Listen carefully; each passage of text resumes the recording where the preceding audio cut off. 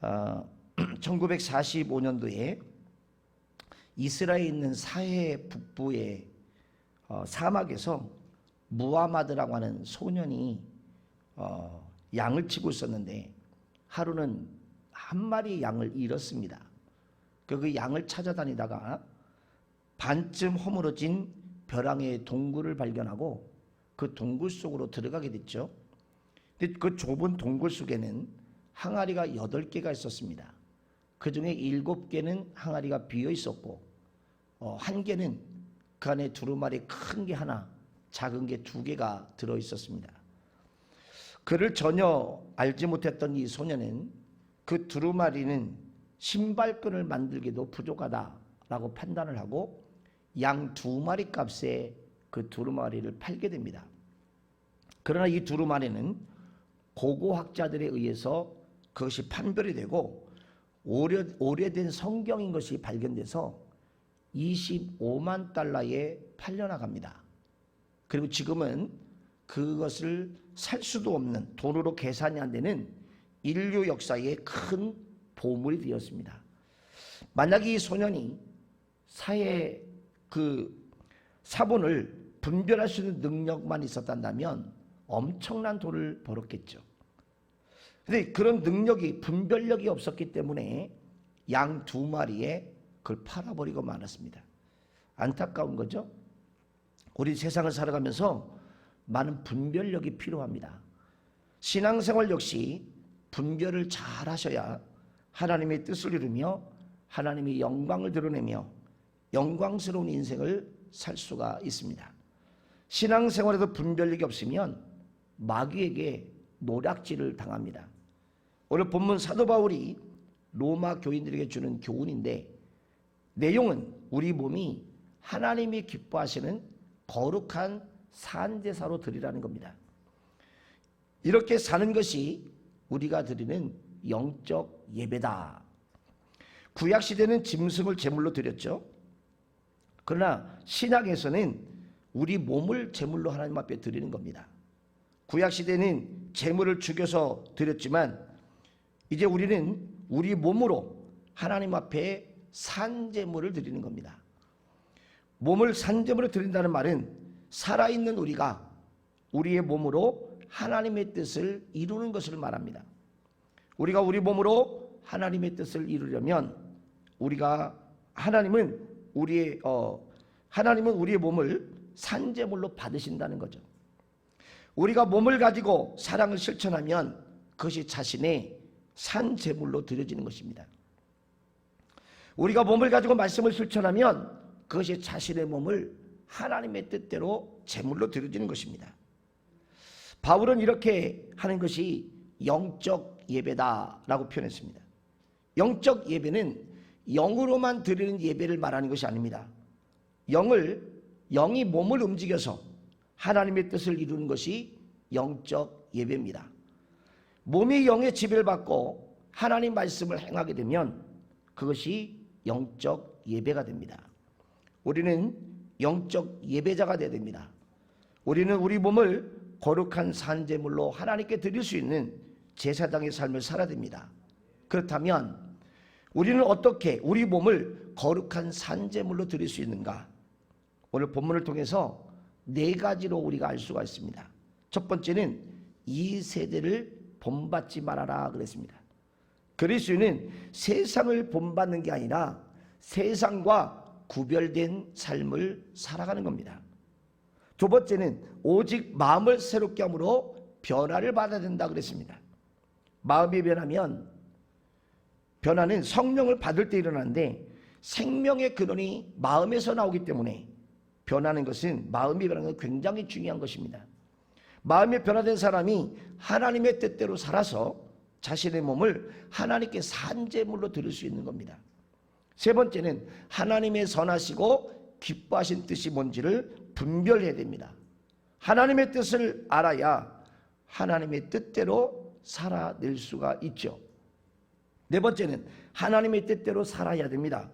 몸을 거룩한 산제물로 드린다는 것은 몸을 가지고 하나님의 뜻대로 산다는 말이에요. 몸을 제물로 드려야 되는데 하나님의 뜻대로 드려야 된다는 거죠.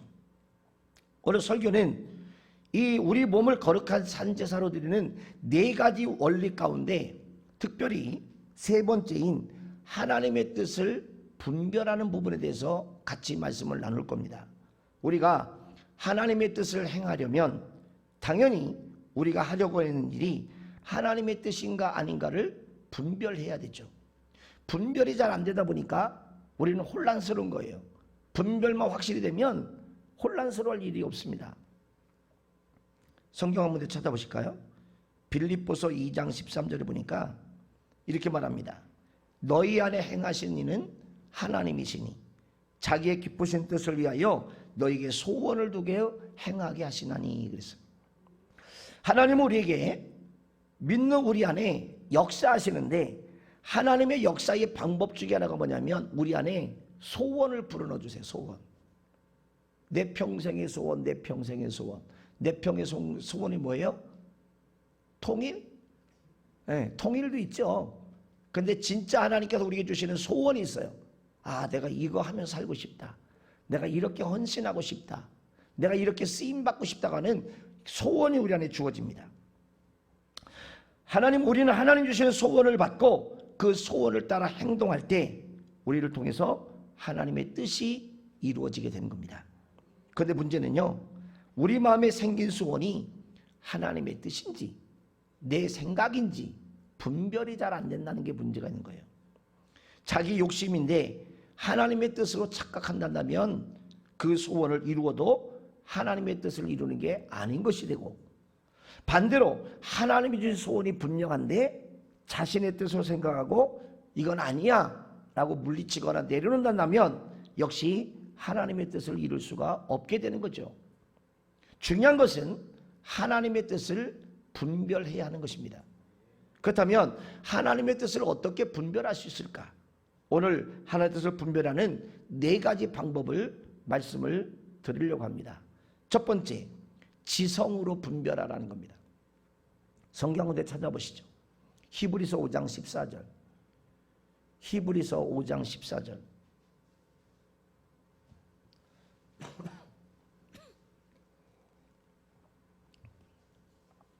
단단한 음식은 장성한 자의 것이니 그들은 지각을 사용함으로 연단을 받아 선악을 분별하는 자들이니라.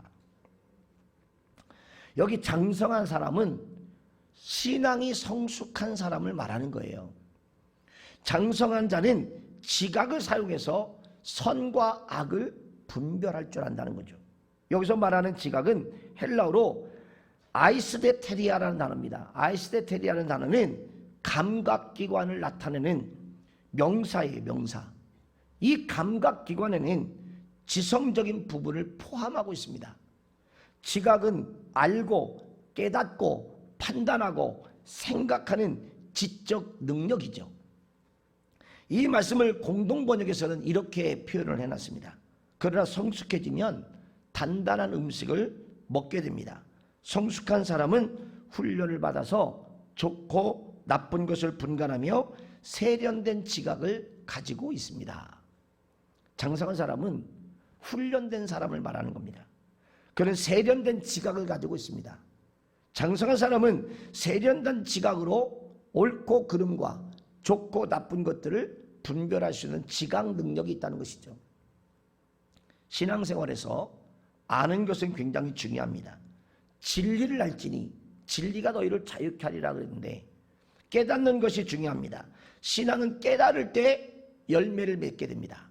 깨달을 때 행동의 변화가 옵니다.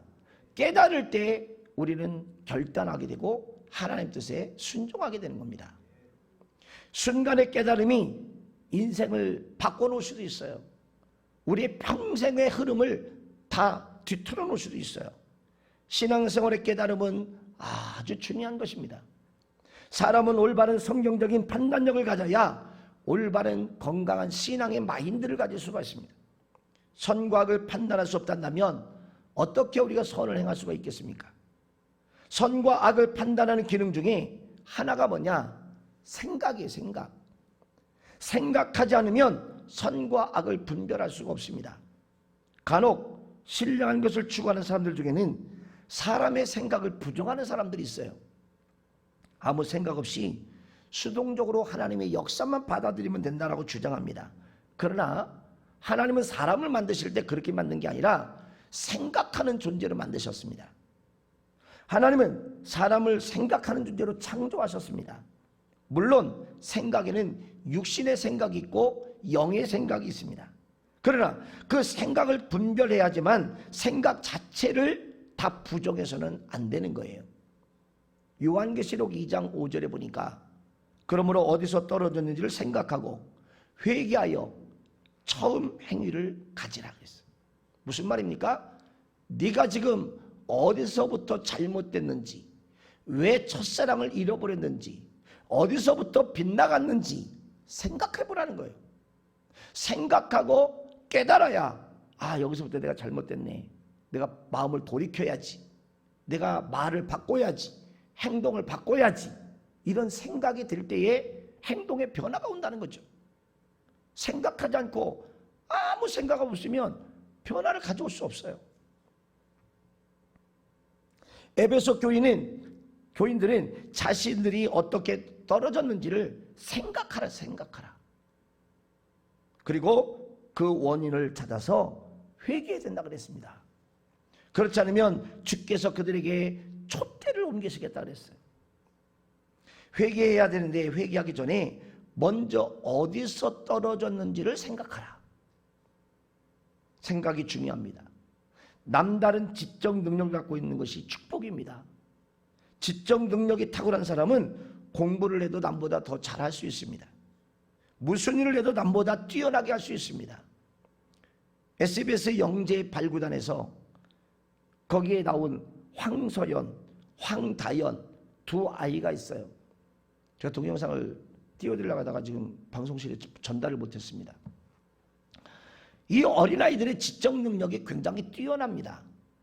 아이들이 5개 국어를 합니다. 아주 초등학생 어린아이들이에요. 근데 5개 국어를 해요. 근데 부모들이 특별 과외를 시킨 게 아니에요. 아이가 둘이에요. 한 아이가 중국어를 말하면 그 둘째 아이는 영어로 대답해요. 한 아이가 일본어를 하면 둘째 아이는 중국어로 대답을 해요. 5개 국어를 해요. 근데 이들이 어떻게 그게 가능했느냐? 특별 과외한 것도 아니고 부모가 그렇게 대단하게 똑똑했던 것도 아니었어요. 그냥 언어 프로그램을 TV에다가 늘 틀어준 거예요. 걔들이 이렇게 보고 있다가 근데 자동 터득한 거예요. 그냥 자연스럽게. 그게 따라하게 되고 하다 보니까 이게 지적 능력이 막 움직여져서 다 5개 국어를 하는 상황이 이뤘던 거예요. 이런 아이들 키웠으면 좋겠죠. 부럽죠. 우리에게 이런 지적 능력이 있으면 얼마나 좋겠습니까? 지적 능력은 좋은 것입니다. 지적 능력은 신앙생활에도 도움이 됩니다. 지적 능력이 뛰어난 사람은 남보다 성경을 더 잘 알 수도 있습니다. 깊은 사유를 통해서 진리를 더 폭넓게 이해할 수 있는 능력도 있을 수 있습니다. 그런데 지적 능력을 가진 사람들의 한계가 있고 주의할 일이 있어요. 그게 뭐냐? 신앙생활은 지적 능력으로만 가지고 하는 것이 아닙니다. 신앙생활은 지성적으로 만족으로 끝나면 안 되는 것입니다. 주의해야 됩니다. 신앙생활은 하나님과 인격적인 교제예요. 하나님과 만남이 있어야 돼요. 그 교제에서 나온 힘으로 살아가는 것이 영적인 삶이에요. 그런데 그 지적 능력이 뛰어난 사람은 지성적인 만족만을 추구하는 경향이 있다는 거죠. 어느 정도 이해가 되고 폭넓게 분별력이 되니까 거기서 끝나요. 그 이상의 것들이 없는 거예요. 주의해야 됩니다. 그럼에도 불구하고 지적 감각을 사용하는 것은 신앙생활에는 어느 정도 도움이 됩니다. 우리는 지각을 사용해서 선과 악을 분별할 수 있어야 됩니다. 지성적인 감각으로 하나님의 뜻을 분별할 수 있기를 축복합니다. 아무 생각 없이 살아서는 안 돼요. 생각하며 살아야 돼요. 두 번째는 영적 감각으로 분별하라는 겁니다. 우리 보면은 감각이 있어요. 그래서 얼음을 만지면 누가 말하지 않아도 딱 만지는 순간 이거 차가워, 이걸 느껴요. 뜨거운 컵을 만지면, 국그릇을 만지면 말하지 않아도 금방 느껴요. 그래서 어떤 부모들은 아이들한테 야 이거 뜨거워 만지지 마 라고 얘기 안 해요. 손을 갖다 살짝 대요. 그럼 아 뜨거워. 그 다음부터 이 아이가 만져요 안 만져요? 안 만져요. 경험을 했으니까. 그게 감각이잖아요. 영적인 면도 그런 기능이 있습니다. 고린도전서 6장 17절에 보니까 주와 합한 자는 한 영이라 그랬어요. 주님을 믿으면 주님과 내가 하나가 되는 거예요.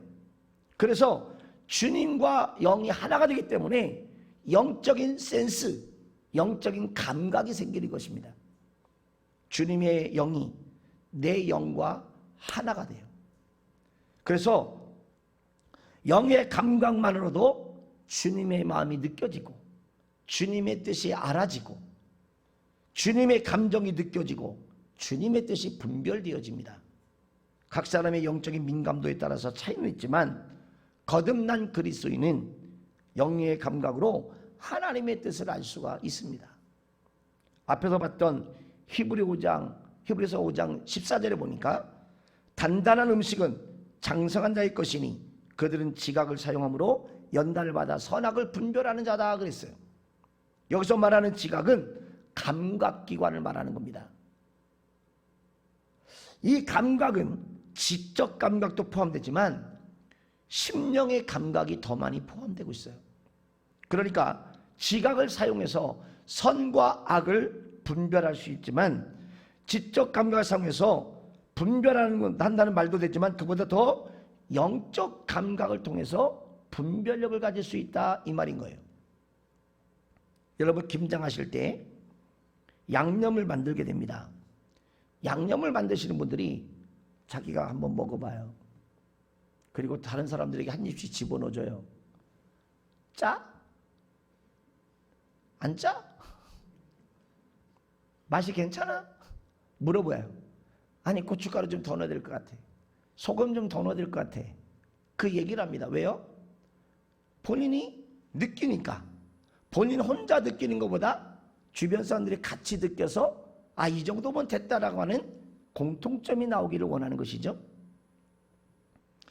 영적인 면도 이와 같습니다. 간을 볼 수 있어요. 영적인 간을 볼 수가 있어요. 무슨 일을 할 때 간을 보셔야 돼요. 이 일이 하나님의 뜻인가 아닌가에 대한 간을 볼 수 있어야 돼요. 소금 간은 혀로 봅니다. 영적인 간은 어떻게 볼까요? 두 가지가 있습니다. 첫째가 뭐냐? 직관입니다. 직관. 직관이 뭡니까? 사전적 의미를 제가 말씀드리면 직관이란 경험, 판단, 추리 등의 사유작용을 거치지 않고 대상을 직접적으로 파악하는 작용이라고 되어 있어요.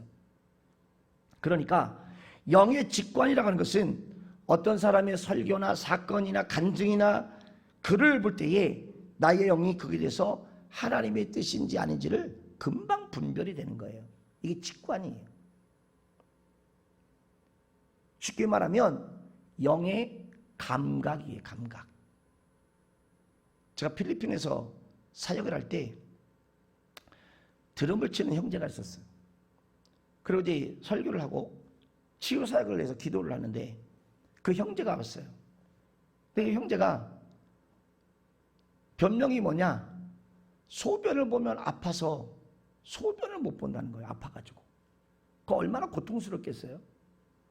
그런데 그 순간 하나님이 저에게 뭔가 알게 하셨어요. 그게 공개적으로 말할 수 없는 거기 때문에 통역한테 귓속으로 얘기를 했어요. 얘기해 주라고. 그 단어 한마디를 듣는 순간 이 친구는 막 울기를 시작했어요. 그리고 기도해 줬어요. 네가 이 문제만 해결하면 이거는 그냥 금방 금방 해결되는 거야. 그리고 기도해주고 지금 빨리 가서 소변을 보고 와. 아픈지 안 아픈지. 갔다 왔어요? 통증이 사라졌어요. 그 다음날 왔어요? 너무 기쁜 얼굴로 와요. 통증이 사라졌어요. 이유가 있었던 거죠.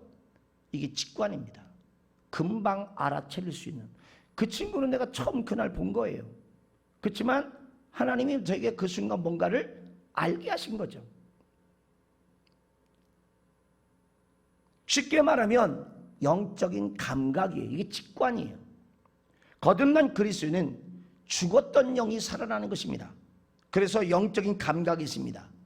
우리는 어떤 상황 속에 들어가면 하나님의 뜻이 무엇인지, 마귀의 역사가 어떻게 일어나는지를 알 수가 있어요. 우리의 영의 감각을 통해서 선악을 분별할 수가 있게 됩니다. 두 번째가 뭐냐면 양심이에요. 양심. 영의 감각 중에 또 다른 감각이 양심입니다. 히브리서 13장 18절에 보니까 우리를 위하여 기도하라. 우리가 모든 일에 선하게 행하려 함으로 우리에게 선한 양심이 있는 줄을 확신하노니 그랬어요. 사도 바울이 그렇게 얘기하고 있는 거예요. 바울은 자신과 일행들이 선한 양심이 있기 때문에 모든 일을 선하게 행하고 있다라고 고백하고 있습니다. 선한 양심을 가지면 범사에 하나님의 뜻이 아닌지를 분별할 수가 있는 것이죠. 그런데 하나님 우리 모두에게 주신 양심이 어떤 사람은 죽은 양심이 있어요. 양심의 사전적인 의미가 뭐냐면 도덕적인 가치를 판단해서 옳고 그름, 선과 악을 깨달아 바르게 행하려는 의식이라고 되어 있습니다. 그리스도인의 양심은요, 하나님의 뜻과 하나님의 뜻이 아닌 것을 분별할 수 있는 능력입니다.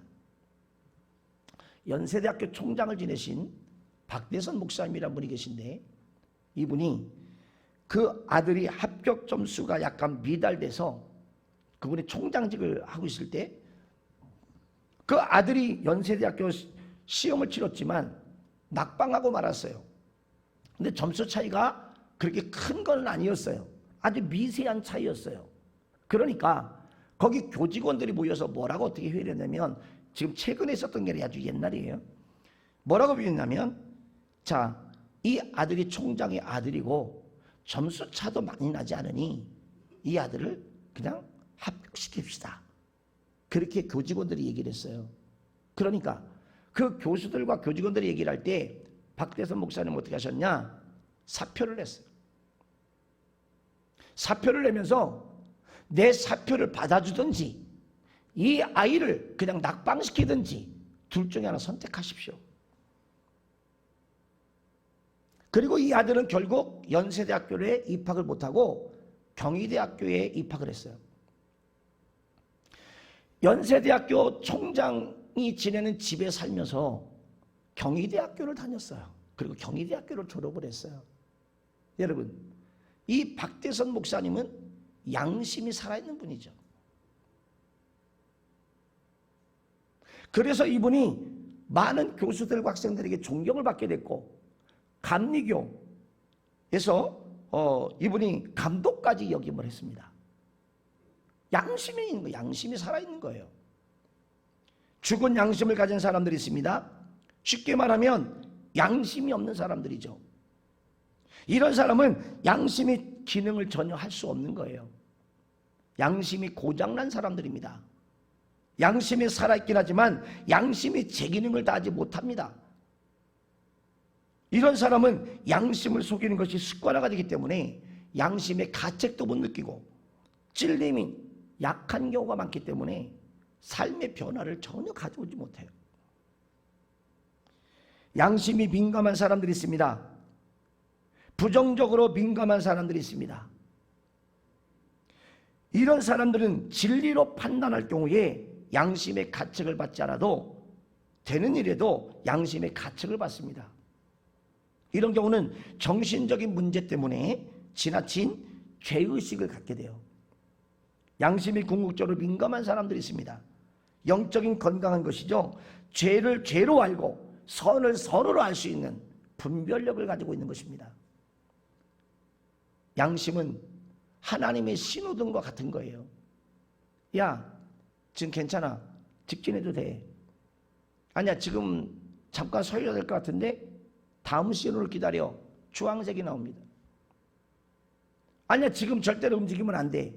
빨간색이 나옵니다. 이게 하나님의 신호등과 같은 거예요. 양심은. 양심에 빨간불이 들어오면 해야 할 일을 하지 않으셔야 돼요. 경건한 그리스도인은 양심을 가지고 선악을 분별하셔야 됩니다.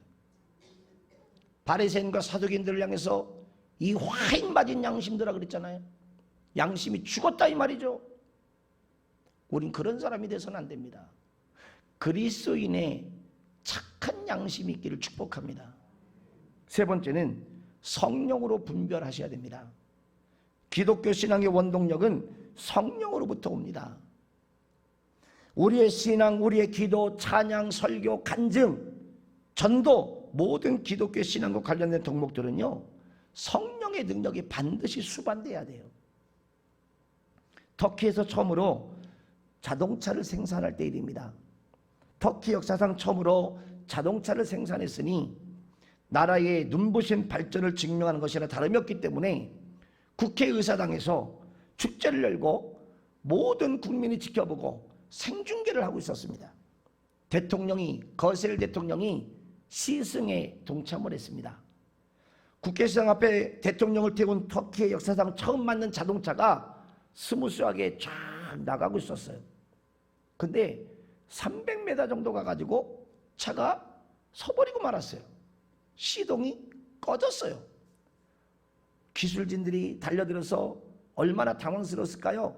열심히 애써봤는데 한참 긴장된 시간이 흐르고 있는데 한참이나 살피고 땀을 흘리던 자동차 기사는 일어나서 이렇게 얘기를 해요. 내가 너무나 흥분한 나머지 자동차에 기름을 넣는 것을 잊어버렸습니다.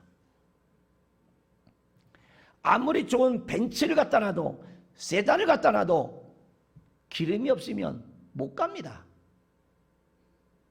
차의 외형적인 엔진이 아무리 좋아도 자동차는 움직일 수 없습니다. 마찬가지예요. 우리 그리스도인의 삶은 성령님이 원동력이에요. 성령으로 충만하셔야 돼요. 능력 있는 그리스도인의 삶은 성령 충만하지 않으면 이뤄낼 수가 없습니다. 그리스도인의 가장 큰 축복은 성령을 받는 것이죠. 성령을 믿는 자는 성전으로 삼고 그 안에 주님과 함께 주님의 영으로 충만했는 거예요. 그게 고린도서 3장 16절에 뭐라고 말합니까? 너희가 하나님의 성전인 것과 하나님의 성령이 너희 안에 거하신 것을 알지 못하느뇨? 내 안에 성전이 됐고 성령이 충만하게 채워졌어야 돼요. 비워지고 소멸돼 버리면 능력이 안 나타납니다. 모양은 있으나 경건의 능력은 상실한 사람이 되어버리고 맙니다. 성령 충만하시기를 축복합니다. 성령은 진리의 영이시기 때문에 알게 하시는 역사가 있는 거예요. 깨닫게 하시는 역사가 있습니다. 성령 충만하면 우리에게 다가오는 모든 상황들을 진리로 분별하는 거예요. 야, 이거는 하나님의 역사다. 이거는 사단의 역사다. 이거는 저 사람이 만들어낸 역사야. 라는 것들이 분별이 됩니다. 분별을 못하니까 혼란스러워하고 어려워하는 거예요. 분별하면 혼란스러울 이유가 하나도 없습니다. 분별이 안 되니까 혼란스러워하는 것이죠. 멕시코에서 선교하고 있는 선교사님 중 한 분이 간증을 통해서 내용을 들어보니까 이분은 원래가 뇌성마비 환자였어요. 뇌성마비 환자는 정상적인 생활하기가 어렵지 않습니까? 그런데 이분이 하나님의 은혜로 극적으로 치유가 일어났어요. 뇌성마비 환자가. 그래서 멕시코에 가서 복음을 증거하시는데 선교의 어마어마한 큰 역사를 감당하고 있습니다. 이분이 학교 다닐 때 성적이 좋지 않았답니다. 그런데 시험을 보면 항상 1등을 했다는 거예요. 시험을 볼 때 어머니가 답을 대신 적어줬어요. 왜? 뇌성마비 환자니까. 그런데 혹시 어머니의 실력으로 1등했다고 오해하는 사람도 있을까봐 선교사님은 어머니가 초등학교도 못 나오신 분이라는 것을 소개했어요. 그러니까 뭐 특별히 어머니의 실력으로 1등했다고 볼 수는 없는 거잖아요. 만약에 어머니가 대학까지 나왔고 지식이 풍성한 분이라면 어떻겠습니까? 어머니가 아무리 자식이 많아도 아들 시험을 대신 봐줄 수는 없는 거예요. 영의 세계는 어떨까요? 성령님은 하나님의 영으로 모든 것을 통달하시는 분이세요. 성령님은 이 선교사님의 어머니처럼 저와 여러분을 도와주시는 분이에요. 다른 것이 있다면 성령님은 우리에게 모든 것을 가르쳐준다는, 모든 것을. 그래서 요한복음 14장 26절에 보니까 이렇게 말씀합니다. 보혜사 곧 아버지께서 내 이름으로 보내실 성령, 그가 너희에게 모든 것을 가르치시고 내가 너희에게 말한 모든 것을 생각나게 하시리라. 아멘. 우리에게 가르쳐 주시고 생각나게 하시는 분이 성령님이에요. 여러분들의 위기가 왔을 때, 어려움이 왔을 때, 분별이 잘 안 될 때 하나님의 말씀이, 또 어떤 상황들이 금방 분별이 될 수 있도록 성령님께서 가르쳐 주시는 거예요. 그런 은혜가 있기를 축복합니다. 네 번째, 마지막으로 성경으로 분별하셔야 됩니다. 영적 체험은 신기한 것이지만 분별이 필요합니다. 어느 목사님이 한참 은사를 받고 예언의 사역을 감당하고 계셨습니다. 한 번은 기도하겠는데 어느 교회 장로님이 딱 보였어요. 그런데 그 장로님이 술집에도 가고 담배도 피고 노름도 하는 거예요. 그 모습을 본 거예요. 환상 가운데. 그래서 그 장로님을 찾아갔답니다. 찾아가서 이분이 이제 그 한창 때니까 젊은 친구니까 그 장로님한테 갔더니 장로님이 학생 어떻게 왔어? 하나님께서 보내서 왔습니다. 그래? 하나님이 뭐라고 말씀하시는데 왜 나한테 보냈는데? 하나님께서 제게 말씀하시기를 장로님께서 몰래 술도 마시고 담배도 피고 장로님 신분 가지고 노름도 하시나요? 그 얘기를 듣는 순간 장로님이 기겁을 한 거죠. 왜요? 사실이었으니까. 하나님의 역사가 맞았습니다. 그런데 그럴 때 악한 영도 역사한다는 걸 아셔야 돼요. 어느 날 새벽에 3시쯤 이분의 귀에 또 음성이 들립니다. 서문시장에 있는 S점에 가면 네가 원하는 모든 물건을 다 골라라. 그러면 너에게 그 물건을 다 공짜로 줄 것이다. 그래서 이분이 2시간 동안 운전하고 가가지고 서문시장에 물건을 자기가 필요한 걸 이만큼 쌓아 올렸어요. 그랬더니 종업원이 계산서를 가지고 와요. 아니 무슨 연락 못 받았어요? 못 받았는데요. 그래도 가지고 막 날가라는 거예요. 그래서 사장님이 왔어요. 무슨 연락 못 받으셨어요? 못 받았는데요. 무슨 얘기예요? 잘못 들은 음성인 것이죠. 분별을 해야 된다는 거죠. 마귀도 역사할 수 있는 거예요. 영적인 체험은 분별이 되어져야 됩니다. 그렇지 않으면 마귀에게 속아서 하나님의 뜻과 정반대되는 일을 할 수 있다는 사실이에요. 마귀는 영적인 표적들로 우리에게 다가올 수 있어요. 데살로니가서 2장 19절에 마지막 시대에 역사하는 마귀의 역사의 한 단면을 우리에게 말해줍니다. 악한 자의 나타남은 사탄의 활동을 따라 모든 능력과 표적과 거짓 기적과 그렇게 표현하고 있습니다. 다시 말하면 악한 자, 여기서 말하는 악한 자는 적그리스도예요. 적그리스도는 표적을 나타내고 기사를 행하고 요한계시록에 보면 하늘에서 불을 끌어내는 능력을 가지고 있습니다. 거짓입니다. 진짜가 아닙니다. 적그리스도가 나타날 때 사단의 활동을 통해서 모든 능력과 표적과 거짓 기적들이 나타나기 시작할 것입니다. 그러므로 영적 체험은 반드시 분별이 되셔야 됩니다. 텍사스에 사는 한 여인이 어린 두 자녀를 돌로 쳐서 죽였어요. 그러는 법정에서 뭐라고 얘기를 했냐면 하나님께서 그렇게 하라고 했다고. 이런 무지가 어디 있습니까? 이렇게 분별을 못하니 자기 자식을 돌로 쳐 죽인 거죠. 자기는 음성을 들었다 이거예요. 잘못된 하나님의 음성이 아닌 사단의 음성을 듣고도 그렇게 행하면서 하나님의 뜻이다라고 말하고 있는 거죠. 여러분, 30cm가 넘는 것도 안 넘는 것을 어떻게 구별하겠어요? 자, 물고기가 여러분 잡아서 30cm가 안 되면 놔줘야 됩니다. 어떻게 여러분 그거를 판단할 수 있을까? 그럼 자를 가지고 늘 재고 다녀야 될까요? 눈 감각으로 대충 보는 거죠. 아니면 손 한 뼘에 내가 지금 이게 지금 몇 센치 나오니까 여기서 얼마를 더하면 30cm다 아니다는 게 나오겠죠. 그러나 눈 구별 가지고는 정확하지 않습니다. 정확하게 판단을 어떻게 될까요? 자로 재면 정확합니다. 자로 재면.